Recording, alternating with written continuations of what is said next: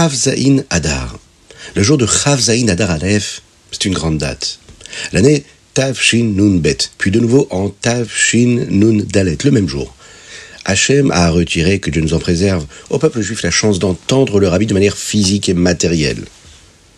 Quand nous y pensons, et depuis combien de temps nous n'avons pas pu entendre la voix du rabbi, on se sent un peu triste. Mais non. Le rabbi est avec nous chaque jour, et à travers ses enseignements, on entend sa voix. Dans le Mahamar, Ve'atat et Tsavé, que le rabbi a distribué à tous les chassidim avant Chav Zayin Adar, le rabbi en parle. Le rabbi nous enseigne qu'être brisé, qu'être triste, c'est très important et ça amène aussi de très bonnes choses. Mais pas de la tristesse, comme on peut l'entendre en général, non. Le peuple juif, c'est comme des olives. Il le dit là-bas, le rabbi. La meilleure partie de l'olive est l'huile, qui peut être utilisée pour éclairer et pour s'alimenter. Lorsque l'olive est pressée ou écrasée, cette huile-là peut sortir. Mais de la même manière, lorsque le peuple juif est, en yiddish nous disons, et le rabbi le disait de cette façon, subrochen, c'est-à-dire on se sent comme écrasé, comme une olive qu'on écrase pour faire sortir de l'huile. Quand on se sent vraiment dans cet état-là, où on sent que le rabbi nous manque, on sent ce manque-là réel, physique, alors à ce moment-là, c'est précisément à ce moment-là que l'huile, qui est en fait le Etzem HaNeshama, l'essence même de l'âme, la partie la plus profonde de nous, qui elle veut tant le Mashiach qui peut sortir. Quand nous nous sentons dans cet état-là, nous voulons le Gilui Elokut, le dévoilement de Dieu. Quand chaque partie du monde reconnaîtra Dieu, le rabbi enseigne que nous devons nous assurer d'utiliser ce sentiment fort. Nous devons nous assurer que nous utilisons toutes nos forces pour que la Géoula se déroule le plus rapidement possible. Un jour comme le Chav Zayin Adar, un jour comme aujourd'hui, lorsque nous nous sentons tsubrochen, c'est-à-dire brisés comme cette olive qu'on brise et qu'on écrase, qu'on concasse pour pouvoir faire sortir cette huile, que nous ne pouvons toujours pas entendre ni voir le rabbi de manière physique, eh bien nous avons un très fort sentiment de vouloir le Mashiach. Cela devrait nous amener à demander à Dieu d'amener le Mashiach. Et c'est aussi un très bon moment pour prendre des bonnes décisions, pour utiliser nos forces, pour accomplir la volonté du rabbi, pour s'attacher encore plus au rabbi et par cela dévoiler le Mashiach le plus rapidement possible.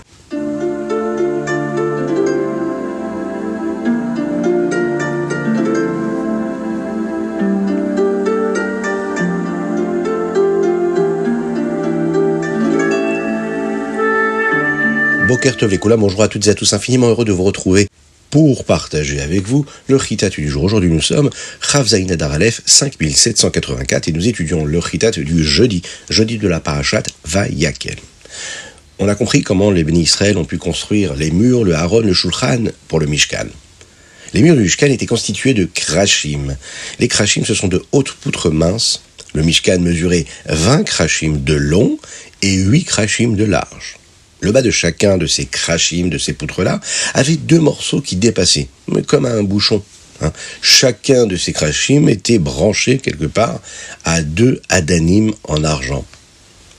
Le devant du Mishkan était recouvert d'un massar. Massar, c'est un rideau. La Torah dit spécifiquement ce que Betzalel a fait pour créer le Haron. Il porte d'ailleurs son nom parce que Betzalel faisait très attention à le faire correctement, avec méticulosité. Car lui savait, Betzalel, que le Haron était la partie la plus sainte du Mishkan. Le peuple juif va fabriquer également ce que nous appelons les kaporettes, la couverture du Haron sur laquelle se tenaient les kruvim. Il fabriquerait également à ce moment-là le shulchan, la table d'or pour le lechem apanim, ainsi que tous les outils nécessaires.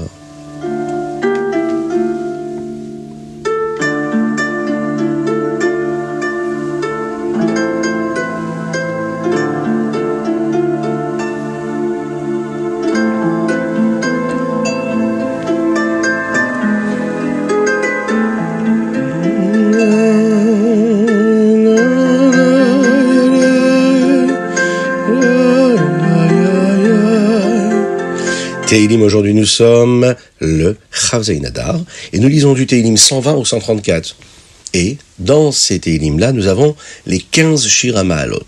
15 Shir HaMa'alot, juste avant de conclure la fin du grand livre des Télim.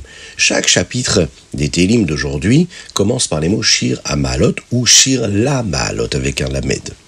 Ma'alot signifie marche. Marche pour monter. Ces marches-là qui nous emmènent plus haut et plus près de Dieu. Ces 15 chapitres-là ont été prononcés pour la première fois par Yaakov Avinu alors qu'il était dans la maison de Lavan. Ils ont également été dits par David Amelech lui-même, alors qu'il creusait un ruisseau sur la place du Beit Hamikdash. Et que l'eau, à ce moment-là souterraine, était sur le point de provoquer une grande inondation. David a demandé à un rave s'il pouvait écrire le nom de Dieu sur un morceau d'argile, et quand Achitophel lui a répondu oui, il l'a fait. L'eau est redescendue, mais trop bas. Alors David Amelech a dit les 15 Shir HaMa'alot, et l'eau est remontée à 15 000 amot, environ 15 000 mètres. Donc le sol ne serait pas trop sec pour faire pousser des choses. Savez-vous ce que signifie 15 dans le judaïsme ? En voici quelques explications. Il y a 15 étapes dans le Seder de Pessah. Eh oui, Pessah, c'est bientôt. Il y a 15 choses qui se font chaque jour dans le Beit Hamikdash. On l'a dit d'ailleurs dans la Tfila, dans un paragraphe qui commence par Abaye. Vous savez, juste avant Ezeu Ekoman, dans l'Ektoret, Abaye, Ava Mesader, Seder Amahara.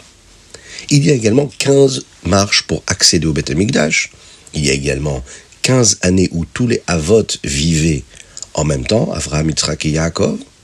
Il y a eu 15 années où tous les Avot de la Chassidoute, c'est-à-dire les grands maîtres de la Chassidoute, étaient vivants en même temps.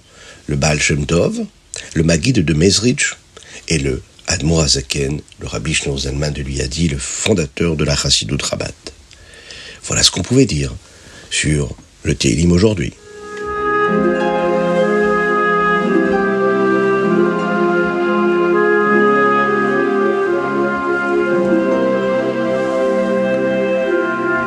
Tania, l'écouter à Marim, Perek la Medbet, lève.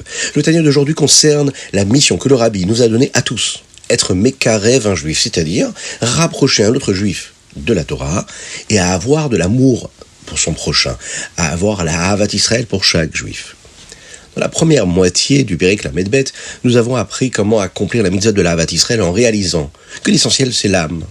Dans la seconde moitié du Pérec, nous découvrons les types spécifiques de personnes pour lesquelles nous avons besoin de la Ahavat Israël. Dans le Tanya d'hier, le Rabbi Shneur Zalman a commencé à nous enseigner comment nous avons de la Ahavat Israël pour un juif dont nous sommes très proches. Par exemple, quelqu'un de pratiquant comme nous, par exemple, mais qui n'agit pas comme il faut, et qu'on se pose la question de savoir est-ce qu'on peut lui faire une remarque, est-ce qu'on peut le réprimander. Alors, le Tanya de demain, vous allez voir que nous allons finir d'apprendre exactement comment avoir de la Ahavat Israël pour ce genre de personnes, même si la Torah nous dit que nous devrions détester uniquement le comportement de la personne, mais non pas la personne elle-même.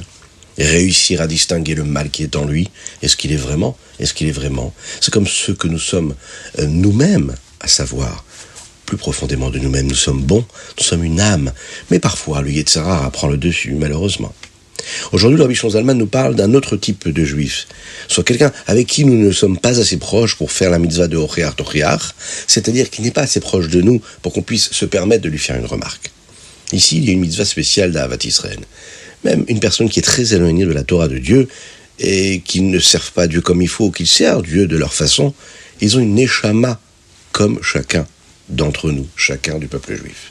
Et puisque l'âme est essentielle, on peut aimer un autre juif à 100% et donc de le rapprocher de la Torah. Bien sûr, il est peut-être difficile pour quelqu'un qui n'a pas grandi dans la Torah et les mitzvot de devenir plus religieux, plus pratiquant. C'est ainsi que le Rabbi Shneur Zalman nous rappelle que même s'il ne se rapproche pas de la Torah, même lorsque nous essayons d'être amical avec un autre juif, patient, et qu'on voit qu'il n'a pas envie de pratiquer la Torah et les mitzvot, on peut continuer à l'aimer, et on doit continuer à l'aimer, et à ce moment-là, nous sommes en train d'accomplir la mitzvah de Ahavat Israël. Aimer un juif parce qu'il est juif. C'est ce que nous enseigne Hillel HaZaken dans la Mishnah. Il dit, vous devez être issus des Talmidim d'Aaron, Evemi Talmidav chez Aaron. Eov et Abriot, Omekarvan la Torah. Aimer les créations de Dieu et les rapprocher de la Torah. Puisque ces personnes-là qui font partie du peuple juif ne vivent pas selon la Torah pour le moment. Il leur manque ce qui nous rend si spéciaux et ce qui fait que nous sommes appelés des briotes des créations. Et même quand il leur manque la pratique, ils ont quand même une neshama, nous devons donc les aimer et les rapprocher de la Torah. Ah, maintenant, si on ne réussit pas, nous n'avons rien perdu, car nous avons fait la Havat Israël. Nous faisons ce que nous appelons la Hitkashrut, le lien, le rapprochement envers tout ce que nos maîtres de la Chassidoute nous ont demandé de faire en accomplissant leur volonté.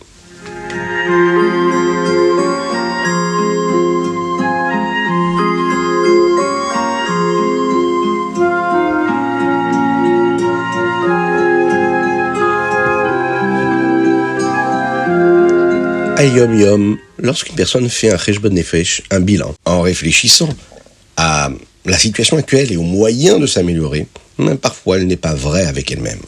Une personne peut être très stricte avec elle-même en essayant de trouver des problèmes, des choses qui ne vont pas, et parfois même des avérotes qu'elle aurait pu commettre, et même si ce n'est pas vrai. D'autres fois, c'est le contraire. Une personne ignore tout ce qu'elle a pu faire de mal et est indulgente avec elle-même. Alors parfois, on est trop dur avec soi-même, parfois, on ne l'est pas assez. Alors, ici, le Rabbi nous dit, ni l'un ni l'autre, c'est ce que nous appelons le derech haemet, le chemin de la vérité. Un juif doit être honnête dans sa propre avodat Hashem, dans son service de Dieu. Il ne doit pas être mahmir avec lui-même, trouver tout ce qui ne va pas. Il ne devrait pas être aussi d'un autre côté trop méquille, c'est-à-dire ne pas prêter attention à tous les petits détails qui ont vraiment besoin d'être corrigés. Il faut savoir trouver le juste milieu, le chemin de la vérité, ni trop extrémiste d'un côté, ni trop extrémiste d'un autre. Il faut toujours trouver le chemin qui est médian, le juste milieu des choses, pour tout le temps.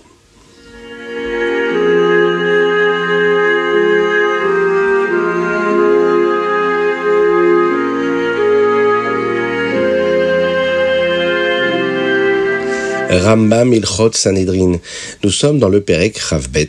Et le Perek Ravbet nous apprend comment se font les choses dans le Beddin. Nous apprenons que si quelqu'un a une raison et connaît cette raison pour laquelle le psak, le décret devrait être d'une certaine façon ou d'une autre, il devrait le dire, même s'il s'inquiète de ce que les autres penseront. Pourquoi ? Parce que la Torah dit que Midvar Sheker Tichak, nous devons éviter de laisser dire quelque chose de faux sur une situation. Il ne faut pas laisser les choses se dire si elles sont fausses. Nous apprenons que la meilleure façon de faire, c'est d'essayer d'amener les deux parties à accepter un compromis. C'est la voie du Beddin, c'est la voie du Shalom, de la paix, et c'est celle que le Beddin doit emprunter. Chapitre Chav Gimel. Nous en apprenons davantage sur la mitzvah d'hier de ne pas accepter de pot de vin, de shochad. Pourquoi ? Car le pot de vin n'est pas seulement de l'argent. Par exemple, si quelqu'un est l'ami d'un juge ou lui rend service, il sera difficile pour le juge d'écouter l'autre partie. Pourquoi ? Parce qu'il aime déjà une personne. Donc, il aura du mal à faire confiance à une autre. Perek Rav Dalet nous enseigne ce qu'un juge doit faire s'il est sûr que quelqu'un ment, mais qu'il ne peut pas le prouver. Il n'est pas autorisé à juger cet homme-là. Pourquoi ? Parce qu'il considère au fond de lui-même que le décret n'est pas bon et qu'il n'est pas correct. Il doit donc continuer à poser des questions aux témoins jusqu'à ce qu'il en soit sûr, ou bien il doit demander à un autre juge de s'occuper de ce cas précis.